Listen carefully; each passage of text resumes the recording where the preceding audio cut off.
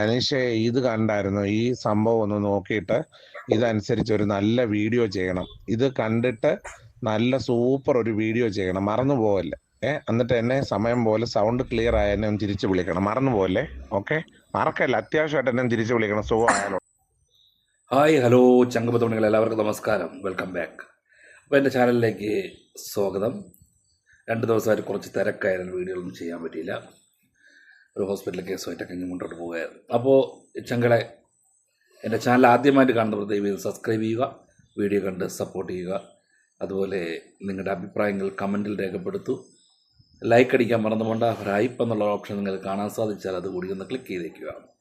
അപ്പോൾ ചങ്കളെ, അപ്പം നമുക്ക് ഇന്നത്തെ വിഷയം എന്ന് പറയുന്നത് നമ്മുടെ അച്ഛൻ, നമ്മുടെ ബിഷപ്പില്ലേ രേണുവിനെയൊക്കെ മുന്നേ ഒരുപാട് പുലഭ്യങ്ങൾ പറഞ്ഞ് രേണുവിനെ ഒരുപാട് വിമർശിച്ചു കൊണ്ടിരുന്ന ബിഷപ്പ് അച്ഛൻ പെട്ടെന്ന് തന്നെ ഇപ്പോൾ രേണുവിന് ക്യാൻസർ രോഗമാണെന്ന് അറിഞ്ഞതിന് ശേഷം രേണുവിനെ അതിനുശേഷവും വിമർശിച്ചു കൊണ്ടിരുന്ന ഒരാൾ പെട്ടെന്നൊരു സുപ്രഭാതത്തിൽ നോക്കുമ്പോൾ രേണുവിനെ സപ്പോർട്ട് ചെയ്തുകൊണ്ട്, രേണുവിന് പ്രാർത്ഥിച്ചുകൊണ്ട്, രേണുവിനെ കുറ്റപ്പെടുത്തുന്നവരെയൊക്കെ ശപിച്ചുകൊണ്ട്, വിമർശിച്ചുകൊണ്ടൊക്കെ അച്ഛൻ മുന്നോട്ട് വന്നിരുന്നു. അപ്പോൾ നമ്മൾ വിചാരിച്ചു, അയ്യടാ എന്താടാ ഇത്, അച്ഛൻ എന്നാ പറ്റി, അച്ഛൻ എന്താ ഇങ്ങനെയൊക്കെ വന്നത്, അച്ഛൻ ഇങ്ങനെയൊക്കെ ആയിരുന്നില്ല, അല്ലല്ലോ മുന്നെയൊക്കെ ഇതല്ലായിരുന്നല്ല അവസ്ഥ. കാര്യം രേണുവൊക്കെ എന്ന് പറയാൻ അച്ഛനെയൊക്കെ വാരി വിതറിച്ചിട്ട് ചീത്ത വിളിച്ച്, അതായത് സ്വന്തം വീട് വെക്കാൻ സ്ഥലം കൊടുത്തതിന് പ്രത്യുപകാരമായി ചീത്തകൾ വാങ്ങിക്കൂട്ടേണ്ടി വന്ന ഒരാളാണ് അച്ഛൻ. അപ്പോൾ ആ അച്ഛൻ പെട്ടെന്ന് നോക്കുമ്പോഴത്തേക്ക് രേണുവിനെ സപ്പോർട്ട് ചെയ്തുകൊണ്ട്, രേണുവിൻ്റെ കുടുംബത്തെ സപ്പോർട്ട് ചെയ്തുകൊണ്ട് ഒരു സുപ്രഭാതത്തിൽ ഭരണം കണ്ടപ്പോൾ നമ്മളൊക്കെ അതിശയിച്ചതാണ്. ആ അച്ഛൻ പറഞ്ഞൊരു വീഡിയോ വോയിസാണ് ആ കേട്ടത്. അനീഷ് എന്ന് പറയുന്ന ആളിന് അച്ഛനയച്ച വോയിസ്.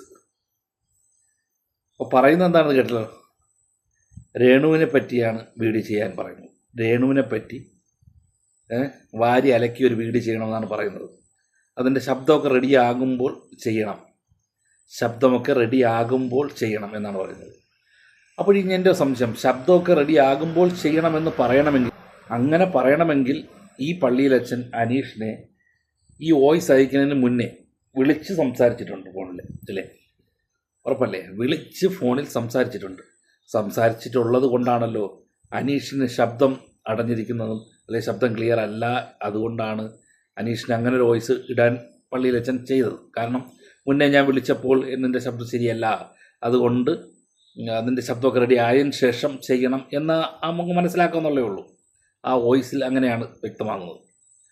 അപ്പോൾ മുന്നേ വിളിച്ച് അച്ഛൻ ഈ രേണുവിനെ വിമർശിക്കണം, രേണുവിനെ താഴ്ത്തി കെട്ടണം, ആ രീതിയിലൊരു വീഡിയോ ചെയ്യണം എന്ന് പറഞ്ഞ് രേണുവിനെ തകർക്കാൻ വേണ്ടി വീണ്ടും അച്ഛൻ തിരിയാനുള്ള കാരണമെന്ത്? ഇപ്പോൾ പെട്ടെന്ന് സ്വപ്രഭാതത്തിൽ സപ്പോർട്ട് ചെയ്തുകൊണ്ടിരുന്ന അച്ഛൻ പെട്ടെന്ന് വീണ്ടും തിരിയാനുള്ള അവസ്ഥ വരണമെങ്കിൽ എന്താണ് കാരണം? എന്തുകൊണ്ടായിരിക്കും? അപ്പോൾ അങ്ങനെ ഇരിക്കുകയാണ് ഈ അച്ഛൻ ഓരോന്നോരോന്ന് ഇങ്ങനെ വിമർശിച്ചുകൊണ്ട് കിച്ചുവിനെ ഒരുപാടങ്ങ് താറ്റടിച്ച്, കിച്ചുവിനെ അങ്ങനെയാണ്, കിച്ചു ഇങ്ങനെയാണ്, കിച്ചുവിനെ തകർക്കാൻ വേണ്ടി കച്ച കെട്ടി ഇറങ്ങി അച്ഛൻ രേണുവിന് സപ്പോർട്ടുമായിട്ട്. അപ്പോൾ ഇങ്ങനെയൊക്കെ അച്ഛൻ എന്തിന് ചെയ്യണം? ഇങ്ങനെ മറ്റൊരാളിനെ കൊണ്ട് വിമർശിപ്പിച്ച് സപ്പോർട്ട് ചെയ്യുന്നതിന് പകരം, സപ്പോർട്ട് ചെയ്തുകൊണ്ടിരുന്ന ആൾക്കാർ നമ്മളെയൊക്കെ കണ്ണിൽ പൊടിയിട്ടിട്ട് അച്ഛൻ പിന്നാമ്പുറം ചെയ്യുന്ന പരിപാടിയാണ് ഇപ്പോൾ നമ്മൾ കാണേണ്ടത്. അപ്പോൾ നമുക്ക് ഒരു കാര്യം ചെയ്യാം, ഇനി ആ വീഡിയോ പറ്റി അടുത്ത പരിപാടികൾ നോക്കാം. വീഡിയോയിൽ എന്താണ് ആ വീഡിയോയിൽ ഉൾപ്പെടുത്തിയിരിക്കുന്നത്, ആ വോയിസ് കൂടി നമുക്കൊന്ന് കേട്ടു നോക്കാം. കേട്ടതിന് ശേഷം ബാക്കി സംസാരിക്കാം. നല്ല അടിപൊളിയായിട്ട് കൊടുക്കുന്നുണ്ട് വീഡിയോ. എന്നിട്ട് എനിക്ക് അയച്ചു തരാമെന്ന് പറഞ്ഞിട്ടുണ്ട് അവർ. ഇന്ന് അവനൊരെണ്ണം കൊടുക്കുമെന്ന് പറഞ്ഞു. അതായത് അച്ഛൻ നേരത്തെ അനീഷിന് വോയിസ് അയച്ചിരുന്നല്ലോ, ഒരു വീഡിയോ ചെയ്യണം നിൻ്റെ ശബ്ദം റെഡിയാകുമ്പോൾ എന്നൊക്കെ പറഞ്ഞ് മുന്നേ ഒരു വീഡിയോ ചെയ്തിരുന്നത്. ഇന്നലെ കുറച്ച് ദിവസം മുമ്പ് ചെയ്ത വോയിസാണ്. അപ്പോൾ അങ്ങനെ ഒരു സംഭവം വോയിസ് പുറത്ത് വന്നിരുന്നല്ലോ. അപ്പോൾ ഞാനൊരു വീഡിയോ ചെയ്യാൻ പോവുകയാണ്, അടിച്ച് പൊളിച്ച് തന്നെ ഞാൻ വലിച്ചു കീറി കൊടുത്തു തരാം എന്നുള്ള രൂപത്തിലൊരു വീഡിയോ ചെയ്യാൻ പോവുകയാണ് എന്ന് അച്ഛനെ അറിയിച്ചതിൽ പ്രകാരം അച്ഛൻ അങ്ങനെ ഒരു വോയിസ് വീണ്ടും ഇട്ടിരിക്കുന്നു. അത് കാരണമായിരിക്കുമല്ലോ മറ്റൊരു അനീഷ് വീഡിയോ ചെയ്യുന്നത്.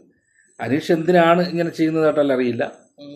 അവരെ ചാനൽ അവരൊക്കെ ഇഷ്ടമുള്ള വീഡിയോകൾ ചെയ്യുന്നു, അത് നമുക്ക് പറയേണ്ട കാര്യമില്ല.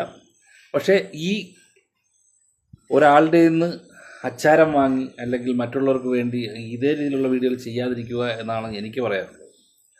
എന്നാൽ ഈ അച്ഛൻ ചെയ്ത പരിപാടി എന്ന് പറഞ്ഞാൽ ഒരു പള്ളിയിൽ അച്ഛനായതുകൊണ്ട് വേറെ രീതിയിൽ സംസാരിക്കാൻ തോന്നുന്നില്ല.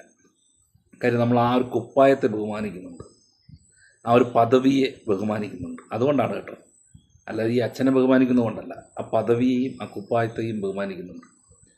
കാരണം ഒരച്ഛൻ, ഒരു പുരോഹിതൻ എന്ന് പറയുമ്പോൾ ഈ രീതിയിൽ സംസാരിക്കുന്ന അല്ലെങ്കിൽ ഈ രീതിയിൽ ചിന്തിക്കുന്ന, ഒരാളെ ദ്രോഹിക്കാൻ വേണ്ടി ചിന്തിക്കുന്ന ഒരാളല്ല ആവരുത് എന്നാണ് ഞാൻ പറയുന്നത്.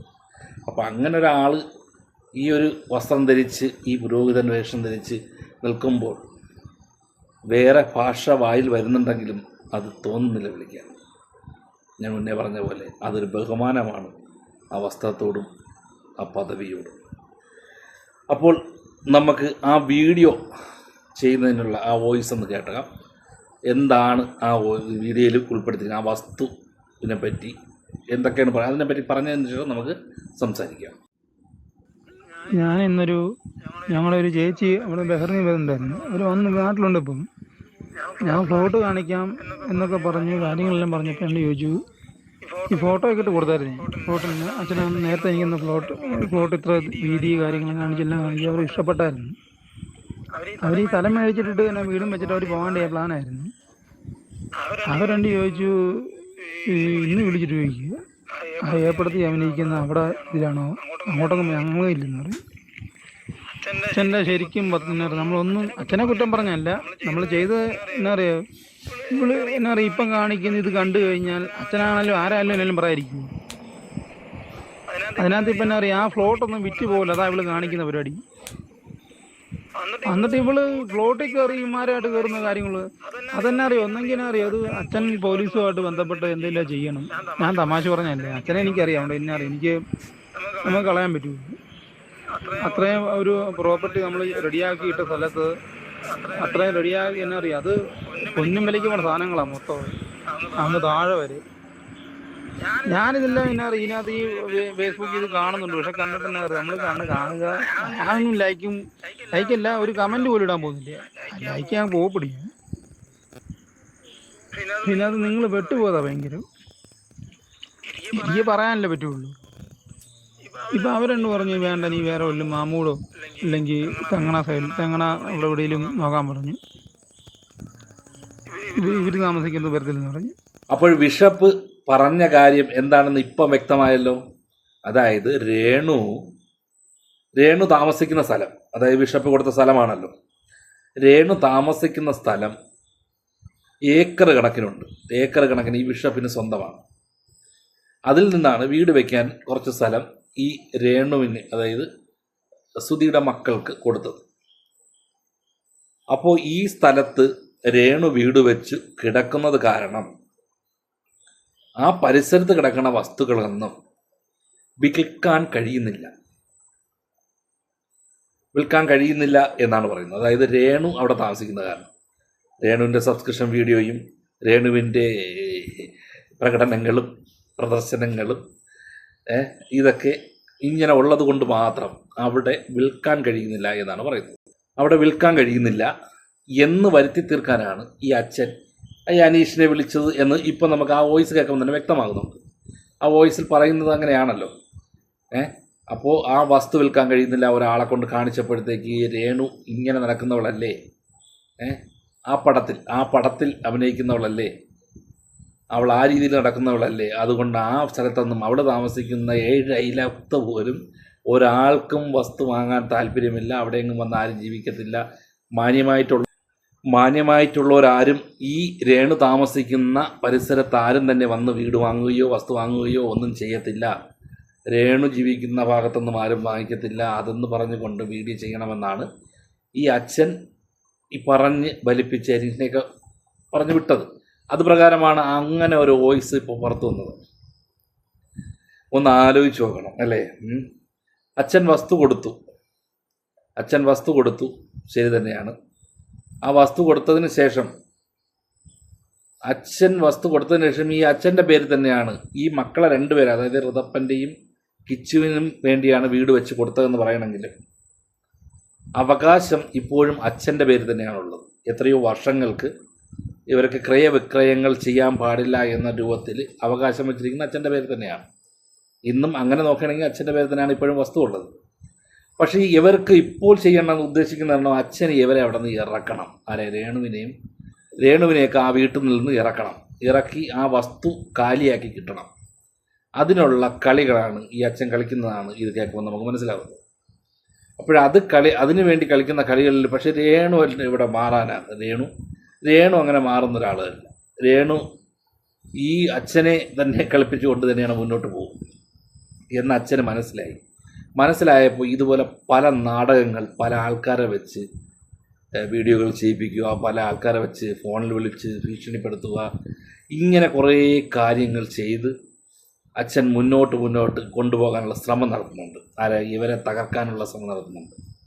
പക്ഷേ രേണുവിന് മനസ്സിലായിട്ടാണോ അത് മനസ്സിലാവാതെയാണോ എന്നറിയില്ല. പക്ഷേ രേണു ഇതിൽ നിന്നൊക്കെ പിന്മാറുന്ന പരിപാടിയില്ല. ആ വീട്ടിൽ തന്നെ താമസിക്കും എന്നുള്ള കാര്യം 100% ഉറപ്പുള്ള കാര്യം. അപ്പോൾ അങ്ങനെ ഇത്രയും ദ്രോഹിക്കാൻ വേണ്ടി, അങ്ങനെയൊക്കെ പറഞ്ഞ് ദ്രോഹിക്കാൻ വേണ്ടി അച്ഛൻ ഇപ്പം എന്ത് കാരണത്തിലാണ് പിന്നെ ഇടയ്ക്ക് ഈ സപ്പോർട്ടുമായിട്ട് വന്നത്?